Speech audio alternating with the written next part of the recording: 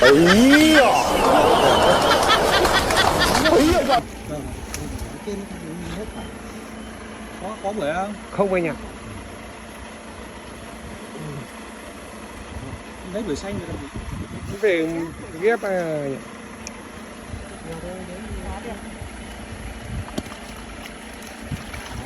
Đến